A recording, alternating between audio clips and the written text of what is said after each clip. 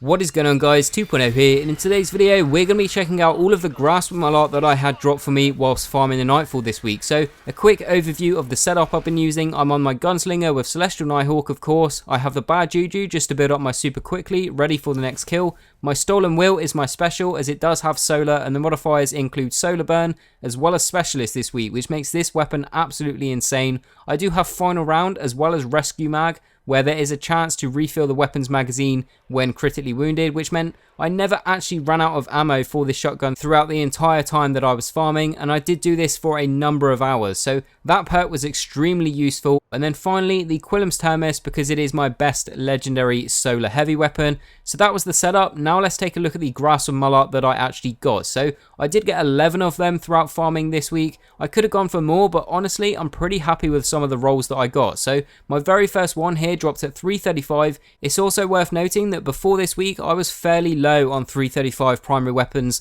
that I could use for infusion fuel, but now let's just say I won't be running out for a while. But the very first one dropped with Secret Round, missing a shot from the weapons burst will fire a fourth shot, and then Guerrilla Fighter, increased accuracy, handling and damage resistance when shooting the weapon from behind cover. For the middle perks, the best option on this for me would be Small Bore, because range and stability perks for this weapon are what makes it so dominant right now, so I'd be happy to trade that for a slower reload and a slightly smaller magazine. But overall this weapon's perks were pretty bad, and so this one will be used for infusion as it was at 335.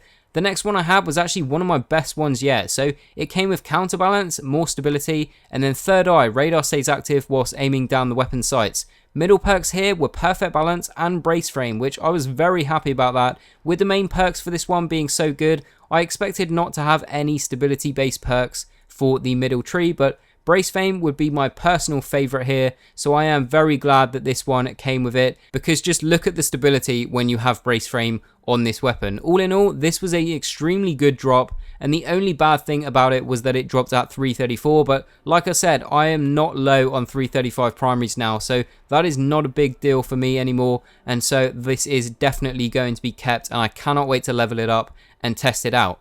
Next up, how do you top that? Well, unfortunately, this one doesn't. So it did come at 335, but that's pretty much where the good bits on this weapon end. So it came with Surrounded and Grenadier, useless drop here, and so again, this will just be more infusion. The fourth one I got this week came with Head Seeker, body shots increase precision damage, which is a perk that a lot of people want to get on this weapon, but the second perk here was Grenadier, and so I will not be needing this one either. The next one came with Partial Refund and Army of One, nothing special on the middle perks, and it dropped at 334, so this one is definitely going to be dismantled.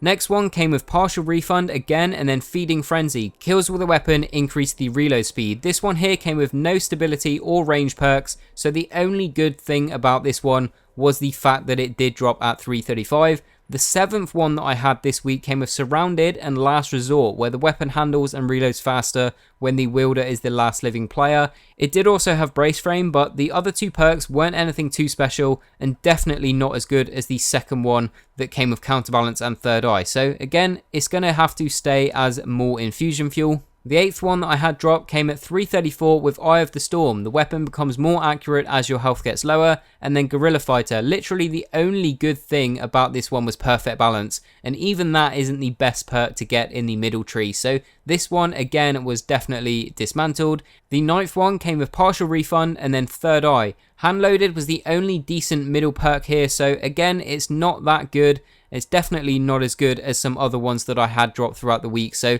this one's not needed either.